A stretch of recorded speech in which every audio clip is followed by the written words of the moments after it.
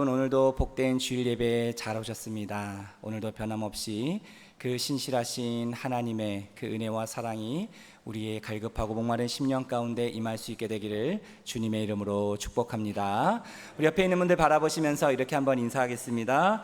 은혜의 자리에 잘 오셨습니다.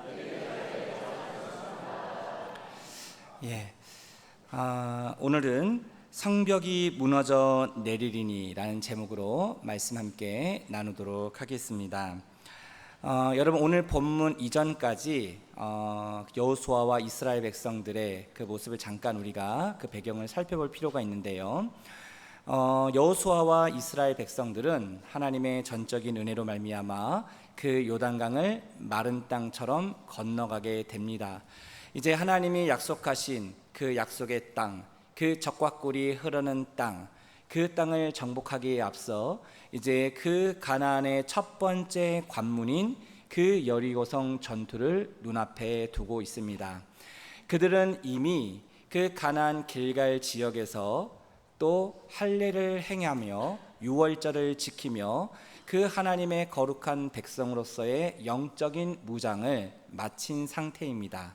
이런 상황 속에 이제 그들이 이 여리고성을 마주해야 되는데요. 이 여리고성은 가나안에 있는 성들 중에서도 크고 견고한 그런 난공불락과 같은 그런 천의 요새에 위치해 있었던 성이었습니다. 그래서 그 성을 공략하고 함락한다는 것이 쉽지가 않은 성이었죠. 하지만 하나님께서 오늘 본문에 보면 여호수아에게 나타나셔서 이 여리고성 전투에서 이길 수 있는 그 방법을 알려주십니다. 그러면 하나님께서 여호수아에게 말씀해 주신 그 필승 전략이 무엇인가? 그리고 이 여리고성 전투를 통해서 우리가 얻을 수 있는 영적인 교훈은 무엇인가? 크게 두 가지를 살펴보며 여러분들과 함께 은혜를 나누고자 합니다. 자, 오늘 말씀을 통해서 우리가 첫 번째로 주목할 것은 이것입니다.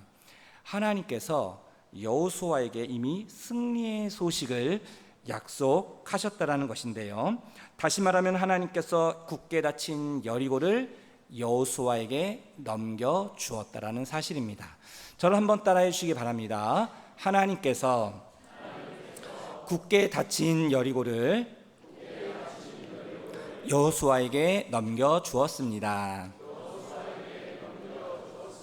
자, 오늘 본문 1절 말씀인데요. 자, 우리 1절 말씀 같이 함께 읽어보도록 하겠습니다. 이스라엘 자손들로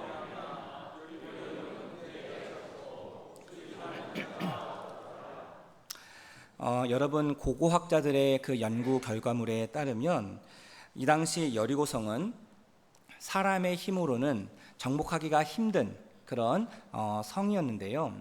그 위치를 보면, 구조적인 그 상황을 보면 이렇습니다. 이 당시 여리고성은 평지보다 약 24m 정도 높은 언덕 위에 있었습니다. 가파른 그 비탈길의 위에 언덕에 있었는데요. 이 여리고성은 하나의 성벽으로 이루어진 것이 아니라 두 개의 성벽으로 이루어진 이중 구조로 되어 있었습니다. 안쪽에 있는 내벽이 있었고요, 바깥쪽에 있는 외벽이 있었습니다. 이 내벽은 두께가 약 4m 정도 되고 높이는 약 10m 정도 되었고, 이 외벽은 두께가 약 2m 정도, 높이는 9m 정도 되었다라고 합니다. 그러니까 두 개의 성벽으로 이루어진 이 여리고성을 공격하고 점령한다라는 것이 참 어려웠다라는 것이죠. 근데 이렇게 공략하기 힘든 이 여리고성, 자, 오늘 본문 1절에 보니까 뭐라고 얘기하고 있습니까? 이 난공불락의 요새였던 이 여리고성이 굳게 닫혀 있었다. 성문을 굳게 걸어 잠그고 있었다. 그리고 어떤 사람도 출입하지 않는 상황이었다라고 이야기를 합니다. 근데 그 이유가 무엇인가? 자, 1절에 보니까 이스라엘 자손들로 말미암아 여리고는 굳게 닫혔고, 그러니까 다시 말하면 이 이스라엘 백성들 때문에, 이 이스라엘 백성들이 두려워서 그 여리고성 성문을 굳게 걸어 잠그고 있었다라는 것이죠. 그럼 여기서 우리는 이런 질문을 할 수 있습니다. 왜 여리고성 백성들이 이스라엘 백성들을 두려워했는가? 이스라엘 백성들이 힘이 센 민족이어서 그랬을까요? 그들이 가지고 있는 강력한 무기가 있어서 그랬을까요? 그들이 훈련을 잘 받은 군사들이 많아서 그랬을까요? 아니요, 전혀 그렇지 않았다라는 겁니다. 여리고성 백성들이 이스라엘 백성들을 두려워했던 그 이유는 무엇인가? 이스라엘 백성들 자체가 두려웠다는 것이 아니라 그들이 믿고 섬기는 여호와 하나님의 그 존재가 두려웠다는 것이죠. 여호수아 2장에 보면 여호수아가 그 2명의 정탐꾼을 여리고성에 보냅니다. 이제 우리가 곧 이 여리고성 전투를 해야 되는데 그곳의 상황이 어떤지를 알아보기 위해서 2사람의 정탐꾼을 보낸 것이죠. 그런데 이 2 정탐꾼이 여리고성에 들어가 기생 라합을 만나게 됩니다. 근데 그녀를 통해서 들었던 이야기가 너무나도 충격적인 이야기였죠. 어떤 이야기를 듣게 됩니까? 이곳 여리고성 백성들이 그 여호와 하나님을 크게 두려워하고 있다라는 거예요. 그래서 그들의 마음이 다 녹았다라는 겁니다. 자, 이들은 소문을 들은 거예요. 어떤 소문을 들었는가? 이 이스라엘 백성들이, 이 히브리 민족들이 그 애굽에서 400년 동안 노예로 살았는데 그들이 믿고 섬기는 여호와 하나님이라는 분이 나타나서 10가지 재앙을 통하여 그들을 출애굽시켰고 그 홍해를 마른 땅처럼 건너가게 하셨고 요단강도 건너가게 하셨으며 그 수많은 강력한 왕들과의 전쟁에서 이길 수 있도록, 승리할 수 있도록 행하셨다라는 겁니다. 여러분, 이 당시의 전투와 싸움은 누구의 싸움입니까? 신들의 싸움이었습니다. 그 전쟁에서 이겼으면 그 전쟁에서 이긴 민족의 신이 더 힘이 세고 강했다라는 거예요. 이 소식을 들었을 때 이 여리고성 백성들이 두려워했다라는 거예요. 이 여호와 하나님을 두려워했다라는 겁니다. 지금 여호수아는 이 여리고 백성들이 우리를 두려워하고 있다라는 이 사실을 누구보다도 잘 알고 있었지요. 자, 이런 상황 속에서 하나님께서 여호수아에게 나타나 그 승리의 약속을 확증해 주시는데요. 자, 오늘 본문 2절 말씀입니다. 자, 우리 2절 말씀 같이 함께 읽어보도록 하겠습니다. 여호와께서 여호수아에게 이르시되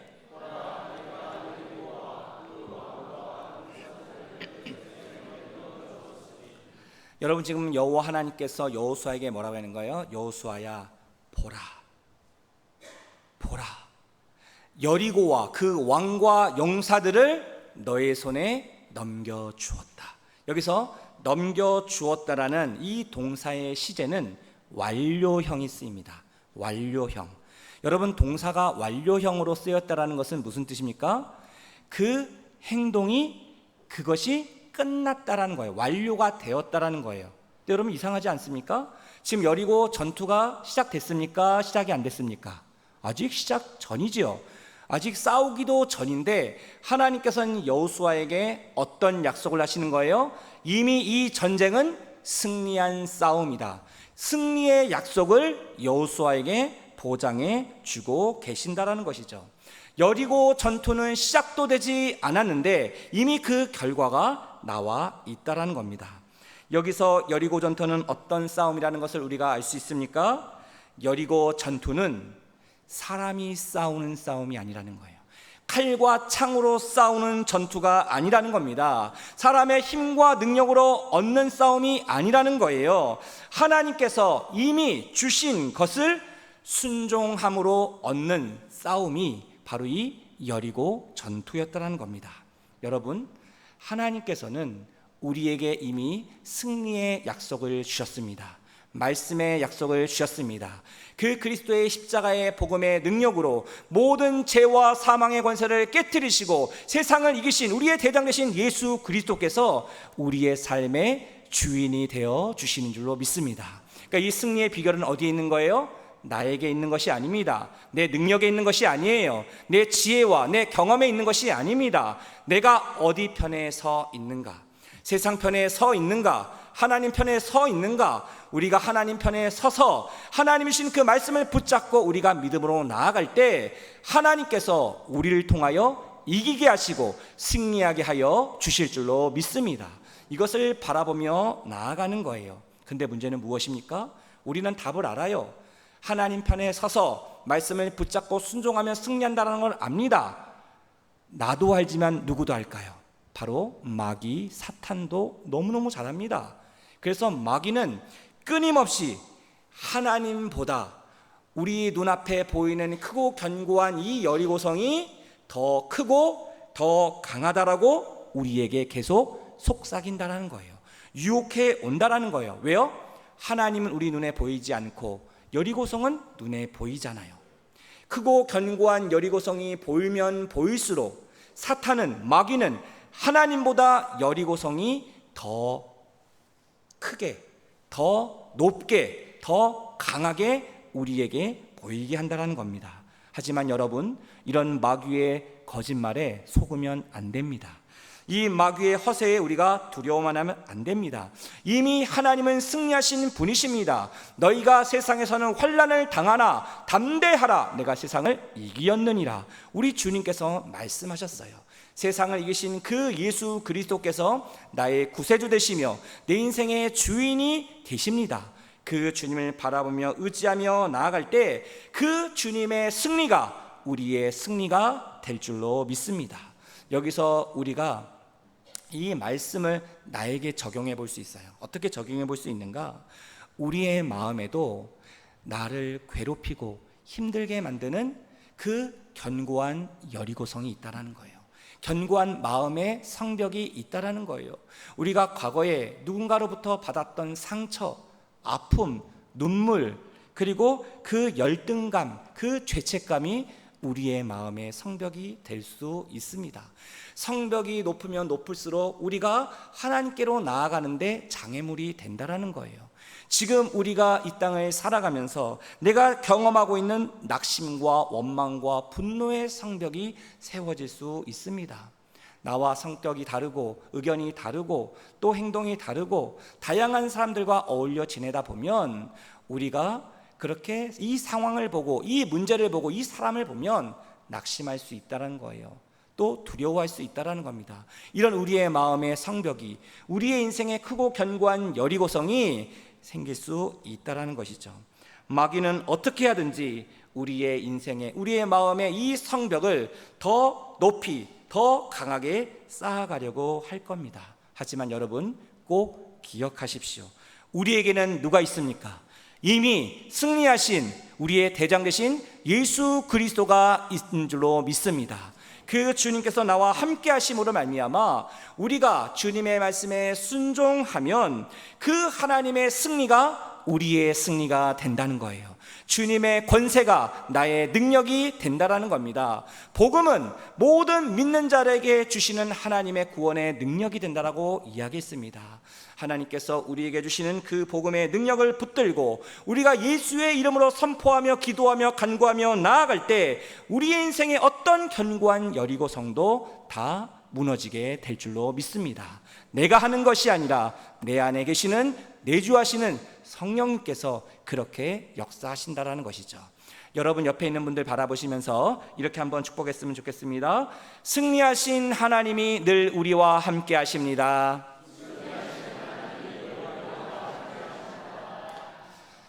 자, 여러분 이제 앞서 하나님의 승리의 약속을 허락해 주신 그 하나님께서 이제 여호수아에게 이 전쟁에서 그러면 어떻게 이길 수 있는가, 그 구체적인 필승 전략을 여호수아에게 말씀해 주십니다. 자, 오늘 본문 3절부터 5절에 보면 하나님께서는 두 가지를 말씀하세요. 그 이스라엘 군대가 어떻게 행진을 해야 되는지, 그 이스라엘 군대의 행렬 순서를, 그 위치를 이야기해 주고요. 그리고 그들이 그러면 구체적으로 무엇을 해야 되는지 그 역할을 이야기해 주십니다. 먼저 앞에서부터 이스라엘 군대의 행군 순서를 보면 이렇게 진행이 됩니다. 크게 네 부분으로 구분이 되는데요. 맨 앞에는 누가 서느냐? 자, 무장한 군사들이 앞에 섭니다.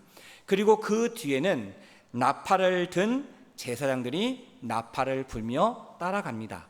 그 뒤에는 언약궤를 맨 제사장들이 그 뒤를 따르고요. 마지막 맨 끝에는 그 후발대 군사들이 따라왔습니다. 여러분, 앞과 끝, 시작과 끝에는 무장한 군사들이 가고 있고요. 그 이스라엘 그 군대의 행렬의 가장 중심이 되는 부분, 가장 중요한 부분에는 누가 있습니까? 무장한 군사가 있는 것이 아니라 나팔을 든 제사장, 언약궤를 맨 제사장이 거기에 있습니다. 자, 이것이 어떤 의미인지는 제가 다음에 좀 뒤에 제가 설명을 드릴 텐데요. 자, 이들이 그러면 해야 될 역할은 무엇인가? 하나님께서 이렇게 말씀하셨어요. 엿새 동안 6일 동안 이 여리고성 주변을 한 바퀴씩 돌아라. 근데 여러분, 그 당시 여리고성 그 성벽의 둘레가 약 600m 정도 되었다라고 합니다. 그럼 성인 남자가, 성인 어른이 하루에 20분이면 그 여리고성 한 바퀴를 돌 수 있는 거예요. 생각해 보십시오. 전투가 시작됐는데 전투 현장에 있는 시간보다 진영에 돌아와 쉬는 시간이 절대적으로 더 많은 겁니다. 참 이상한 전투이지요. 하지만 하나님이 그렇게 명령하십니다. 그리고 마지막 7번째 날에는 어떻게 합니까? 한 바퀴가 아니라 7바퀴를 돌고 마지막 이 제사장이 나팔을 크게 불면 그 이스라엘 백성들이 다 같이 외치는 겁니다. 함성을 지르는 겁니다. 그러면 어떻게 된다는 거예요? 여리고성이 와르르 하고 무너지게 된다는 겁니다. 여러분 어떻습니까? 하나님의 필승 전략입니다. 마음에 드십니까? 이해가 되십니까? 여러분 같으면 그렇게 하고 싶습니까? 우리가 현실적으로 보면, 이성적으로 생각하면, 인간적으로 보면 참 말도 안 되는 그런 방법입니다. 근데 이것이 하나님의 필승 전략이었다라는 것이죠. 왜 하나님께서는 이 이스라엘 행렬 중심에 나팔을 든 제사장과 언약궤를 맨 제사장을 그 중심에 가장 중요한 부분에 두었는가? 여러분, 나팔은 무엇을 상징합니까? 하나님의 승리를 상징합니다. 하나님의 언약궤는 무엇을 상징합니까? 하나님의 말씀, 하나님의 임재를 상징합니다. 여러분, 이 전쟁은 누가 한다라는 거예요? 사람이 한다라는 것이 아닙니다. 무장한 군사가 하는 것이 아니라는 겁니다. 바로 하나님께서 이 전쟁을 하신다라는 겁니다. 하나님의 말씀에 순종하는 하나님의 군사들을 통하여, 그리스도의 군사들을 통하여 하나님께서 일하시고 역사하신다라는 것이죠. 이제 여호수아는 이 이스라엘 백성들에게 한 가지 특별한 명령을 추가로 합니다. 이 명령은 하나님께서 하신 명령이 아니었어요. 자, 그런데 이 여호수아가 이 백성들에게 한 가지 명령을 추가로 하는데 그것이 무엇이었는가? 너희는 침묵하라는 겁니다. 여러분, 앞에 우리가 여호수아 6장 1절부터 5절까지에 보면 하나님께서 여호수아에게 명령하실 때, 필승 전략을 말씀해 주실 때 침묵하라는 명령은 없었습니다. 자, 여호수아가 지금 이 행군을 시작하면서 이스라엘 백성들에게 침묵하라고 당부하고 있는 것인데요. 자, 여기서 우리가 두 번째로 주목해야 될 그 지점이 바로 여기입니다. 자, 결론적으로 말하면 이스라엘 백성들은 하나님의 말씀에 따라 침묵합니다. 그리고 여리고 병사들의 그 조롱과 비웃음을 참고 인내하며 끝까지 순종했을 때 결국 이 여리고성이 무너지는 놀라운 승리를 경험하게 된다는 것인데요. 자, 저를 한번 따라해 주시기 바랍니다. 하나님의 말씀에 따라 침묵과 인내로 순종할 때 성벽은 무너졌습니다.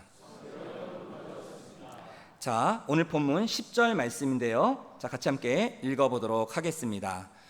여호수아가 백성에게 명령하여 이르되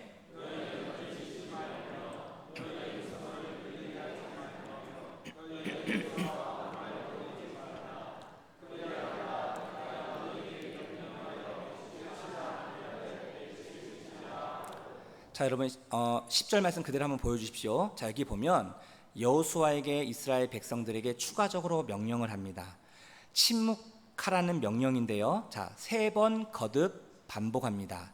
너희는 외치지 말며 너희 음성을 들리게 하지 말며 너희 입에서 아무 말도 내지 말라.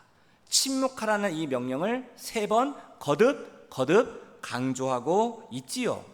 자, 그러면 언제 외치라는 겁니까? 자, 여기에 보면 여호수아가 뭐라 그래요? 내가 너희에게 명령하여 외치라 하는 날에 외칠지니라. 7번째 날에 제사장들이 나팔을 불 때 외치라고 얘기하지 않았어요. 내가 너희에게 명령할 거다, 외치라고 명령할 거다. 그게 내일이 될지 일주일이 될지 한 달이 될지 1년이 될지 모르지만 내가 너희에게 명령하는 그날 너희는 외쳐라 라고 지금 여호수아가 명령하고 있는 것입니다.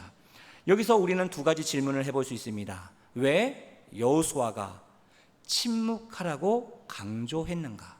그리고 왜 여호수아는 외쳐야 할 그 날짜를 알고 있었음에도 불구하고 백성들에게 말하지 않았는가? 여러분, 여기에는 놀라운 하나님의 섭리가 있습니다. 여러분, 여호수아가 어떤 사람입니까? 그 애굽에 400년 동안 노예로 살았던 이스라엘 백성들 중에 출애굽하여 이 가나안 땅에 들어왔던 유일한 사람이 아니죠. 두 사람이 있었죠. 여호수아와 갈렙이 이 가나안 땅에 들어오게 됩니다. 그러니까 여호수아는 다 본 거예요. 하나님께서 이 이스라엘 백성들에게 얼마나 놀라운 은혜를 베풀어 주셨는가. 10가지 재앙을 통하여 그들이 출애굽합니다. 그리고 이 홍해를 마른 땅처럼 건너가게 됩니다. 그 광야에서 그 힘들고 어려운 상황 속에서도 하나님이 만나를 주시고 구름기둥 불기둥으로 그들을 인도해 오셨습니다. 그럼에도 불구하고 이스라엘 백성들은 끊임없이 무엇을 했습니까? 하나님을 원망하고 불평했습니다. 끊임없이 의심했습니다. 그리고 애굽을 그리워했습니다. 그랬던 그 백성들 어떻게 됩니까? 결국 그 광야에서 다 멸망당하고 죽게 됩니다. 이런 이스라엘 백성들의 성향을 하나님도 알고 계셨고 누구보다 여호수아도 잘 알고 있었습니다. 자, 만약에 가정을 해서 여호수아가 침묵 명령을 내리지 않았다라고 가정해 봅시다. 자, 그러면 이 이스라엘 백성들이 그 여리고성을 돌잖아요. 어떤 일이 벌어졌을 것 같습니까? 그 수많은 이스라엘 군대 행렬 중에 어떤 사람이 이렇게 불평하는 사람이 생기지 않았을까요? 아니, 이게 뭐야? 우리 이거 지금 이거 하고 있는 거 이거 제대로 하는 거 맞는 거야? 아니, 전투를 한다고 하는데 칼 한 번 사용하지 않고 한 번도 공격해 보지 않고 조용히 침묵하면서 그냥 이 길을 걸어가는 게 맞는 거야? 이렇게 원망하고 불평하는 일들이 생기지 않았겠습니까? 도대체 언제까지 돌아야 하는 거야? 정말 돌아버리겠네. 이렇게 원망하고 불평하는 사람들이 분명히 생겼을 겁니다. 그럼 그 이스라엘 백성들의 그 행렬이 어떻게 됐을까요? 조금씩 분산되고 흩어져 버리고 그 행군은 멈추게 되었을지도 모릅니다. 그래서 여호수아는 이스라엘 백성들에게 무엇을 강조한 거예요? 입을 싹 닫게 한 겁니다. 침묵하라는 겁니다. 그리고 침묵하면서 하나님을 바라보고 하나님 주신 그 약속의 말씀을 바라보며 집중하며 이 믿음의 행진을 해나갈 수 있도록 하기 위해서 이 여호수아가 그렇게 침묵하라고 했던 것이죠. 그리고 여호수아는 이스라엘 백성들에게 영적인 긴장감을 주기 위해서 언제 그들이 외쳐야 될지 그 날을 말해주지 않았던 것이지요. 이처럼 이스라엘 백성들은 자기 입술을 닫고 자기 소리를 막고 하나님이 우리에게 주신 그 약속의 말씀만을 바라보며 그 길을, 그 사명을 감당하기를 원했던 것입니다. 사랑하는 성도 여러분, 여기서 우리가 얻을 수 있는 교훈이 무엇일까요? 우리도 마찬가지라는 겁니다. 우리도 인생을 살아가다 보면 중요한 일을 만날 때가 있어요. 어렵고 힘든 일을 만날 때가 있어요. 내 생각과 내 경험과 내 판단과 다른 그런 어려움들을 경험할 때가 있습니다. 그러면 그때 가장 먼저 무엇을 하라는 거예요? 침묵하라는 겁니다. 침묵하고 그 하나님의 뜻을 구하며 그 하나님의 도우심과 인도하심을 구하라는 거예요. 왜 그렇습니까? 우리는 연약하기에 우리가 말하기 시작하면 우리도 원망하고 불평할 수 있다는 거예요. 그 주님을 바라보며 이 믿음의 길을 걸어가지만 그럼에도 불구하고 우리의 인생에 그런 고난과 핍박과 어려움이 생기게 되면 나도 모르게 그런 낙심과 절망과 두려움으로 인하여 원망하고 불평할 수 있는 우리의 모습이 나올 수 있다는 겁니다. 저는 생각을 해봤습니다. 이 여리고성, 거기에 있었던 군사들이 있었을 겁니다. 근데 그들이 처음 하루 이틀 정도는 이스라엘 백성들이 아무것도 하지 않고 그냥 한 바퀴 돌고 침묵하고 다시 돌아가는 겁니다. 그런 그들의 모습을 보면서 그 여리고성에 있는 병사들은 비웃고 조롱했을 겁니다. 야, 이 겁쟁이들아, 너희들 언제까지 그렇게 침묵하고 돌기만 할 거야? 우리가 그렇게 무섭니? 이제 너희들 돌아가 버려라. 이렇게 조롱하고 비웃었을 겁니다. 그런데 날이 가면 갈수록 셋째 날이 되고 넷째 날이 되고 다섯째 날이 되고 여섯째 날이 됐는데 계속 이들이 같은 형태로 도는 겁니다. 왜요? 이들이 들은 소문이 있었거든요. 이 이스라엘 백성들, 이들이 믿고 섬기는 여호와 하나님이라는 그 신이 엄청난 힘이 있고 강한 신이라고 들었는데 왜 이들은 우리가 계속 조롱하고 비웃는데도 가만히 있지? 왜 공격을 하지 않지? 도대체 무슨 꿍꿍이가 있는 거야? 그들의 마음에 조금씩 염려와 걱정과 두려움이 밀려오게 되었을 겁니다. 여러분, 인간적인 눈으로는, 세상의 상식으로는 도저히 이해가 되지 않는 그런 모습이지요. 하지만 하나님의 군대는 다르다는 겁니다. 그리스도의 군사는 다르다는 겁니다. 뭐가 다르다는 거예요?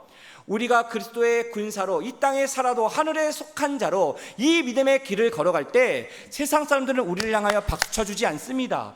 우리를 향하여 조롱하고 비난할 때가 있다라는 것이죠. 그럴 때 그 세상의 조롱과 비웃음을 우리가 받을지라도 우리는 인내하고 견디며 침묵하며 하나님이 우리에게 주시는 그 말씀을 따라 순종하며 나아갈 때, 이 믿음의 행군을 길을 걸어갈 때 우리는 결국 승리하게 될 거라는 것이죠. 언제요? 하나님의 때에, 하나님의 방법으로 하나님이 역사해 주신다라는 겁니다.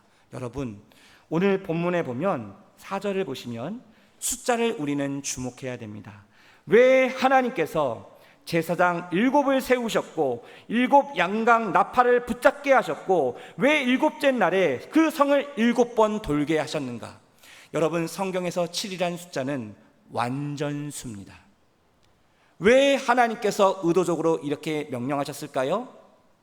하나님의 완전하신 때가 이르기 전까지는 승리의 역사가 일어나지 않는다는 거예요.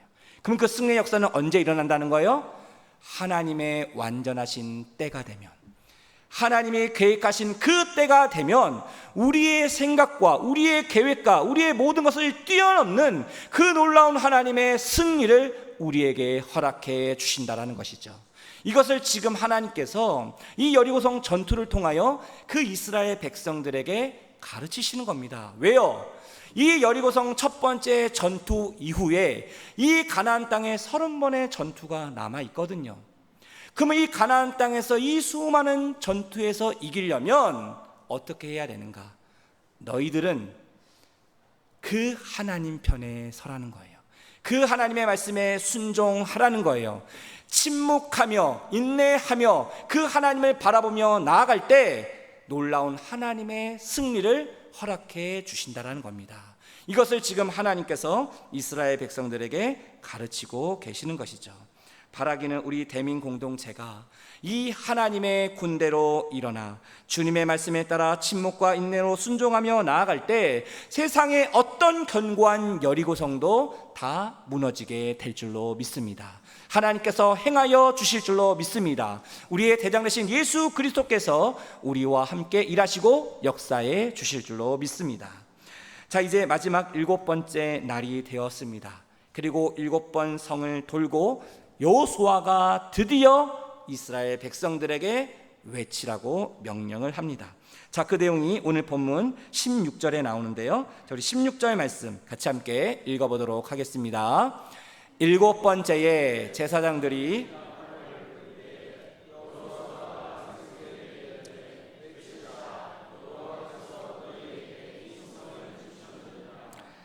제사장들이 양강 나팔을 불 때 여호수아가 백성들에게 이렇게 명령합니다.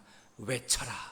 드디어 이스라엘 백성들은 도대체 우리가 언제 외쳐야 될지 늘 마음에 궁금증을 품고 계속 돌았을 텐데 드디어 여호수아가 외치라고 명령하는 겁니다. 그리고 동시에 여호수아가 뭐라고 선포를 합니까?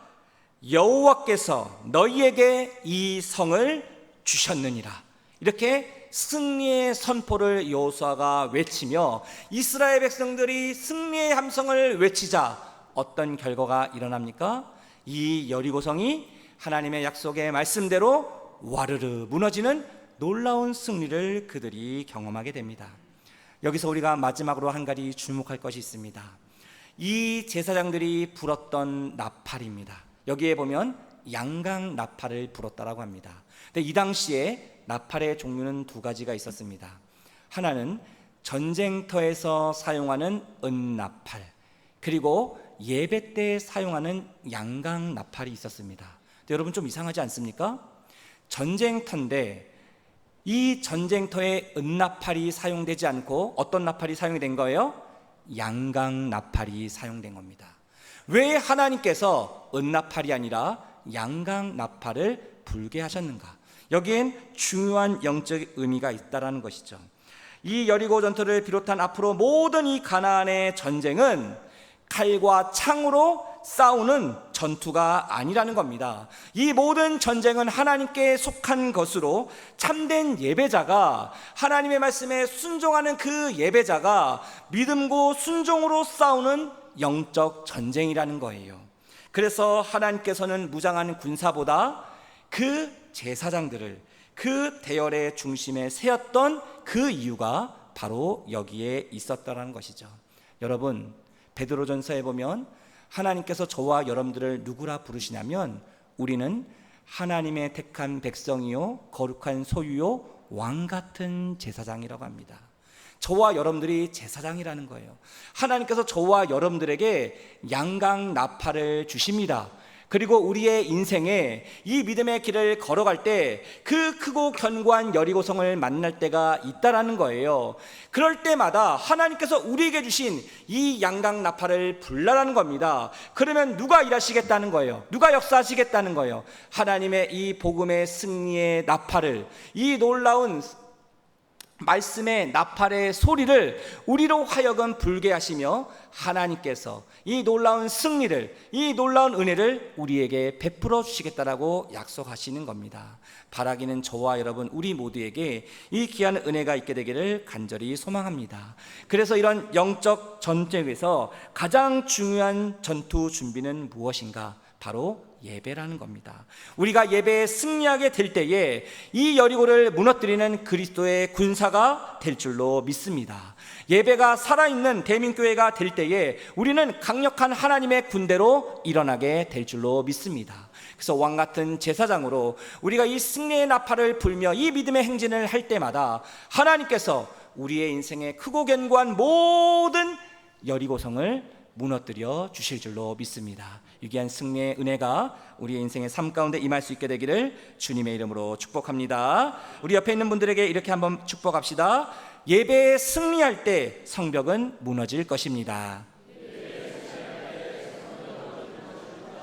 기도하겠습니다. 하나님 아버지, 여리고 전투는 이미 승리가 보장된 싸움이었습니다. 그럼에도 불구하고 끊임없이 마귀는 우리에게 계속 여리고성이 더 크고 강한 것처럼 보이게 유혹해 옵니다. 마귀는 계속 우리의 마음에 여리고 성벽을 더 높이 쌓아가려고 합니다. 주님, 내 마음에 견고한 여리고 성벽이 있습니까? 아픔과 상처의 성벽, 낙심과 원망과 분노의 성벽, 불안과 두려움의 성벽이 내 안에 있습니까? 주여, 우리를 불쌍히 여겨 주시옵소서. 이미 승리하신 주님께서 우리와 함께하여 주시옵소서. 우리가 예배에 승리하게 하여 주시고 그리스도의 강한 군사로 서게 하여 주셔서 주님의 말씀에 따라 침묵과 인내로 순종하며 이 믿음의 길을 걸어갈 때마다 우리의 인생에 크고 견고한 여리고성들이 무너지게 하여 주시옵소서. 함께 하실 그 주님께 감사와 찬양을 드리며 우리 주 예수 그리스도의 이름으로 기도드립니다.